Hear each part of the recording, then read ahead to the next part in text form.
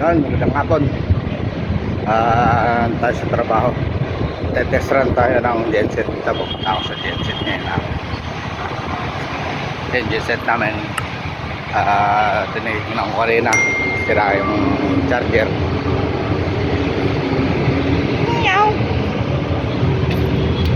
Ba't sarado yung pinto? Putro sabi ko, Ayan, ginagawa ka eh. may gwardiya kami rito. Nasa ayos eh. Ginagawa kasi ko. Ayan, pasok ako sa genset. Ito yung genset namin. Malaking genset yan.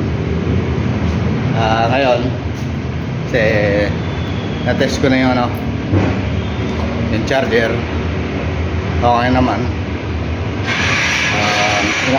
Yung ngayon, test run natin. Makikita nyo may control yan. Control. Ito yung switch ng battery charger.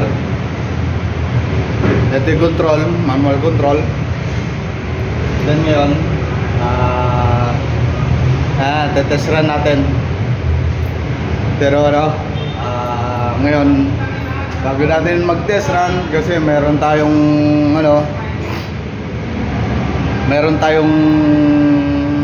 Meralco. Ito is standby. Pagka nawala ng Meralco, ito yung gagana. Kaya kahit paano. And then ito meron ditong circuit breaker. Ito yung naglo-load naman dun sa building. Papuntang building. Then ito, makikita nyo sa harap ko, battery para sa connection ng power ng generator natin. Ayun yung andyan yung propeller. Ito yung makina. Ito yung pinaka power source. Power source. Breaker. Andun sa control. Air filter. Then yung may tambucho sa taas, kasi pagka palabas yan, pagka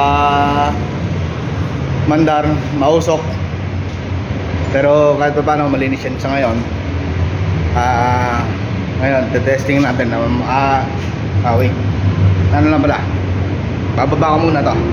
Kasi bago tayo mag-testing, siguraduhin natin nakababa ito. Kasi meron tayong Meralco. Kasi hindi pwede magsalubong ang Meralco at saka ang generator. Pag nagsalubong yan, alam naman natin, power by power, sabog yan. Kaya baba natin. 1, 2, 3. Hintay ko na.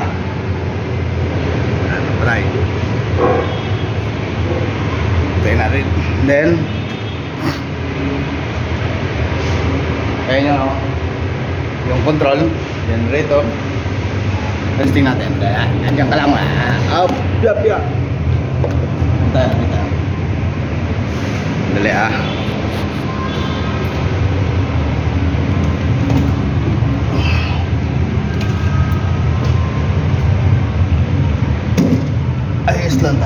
Ayos tayo kasi kailangan natin itong bago natin ganapin ang ating pagte-testing ng generator.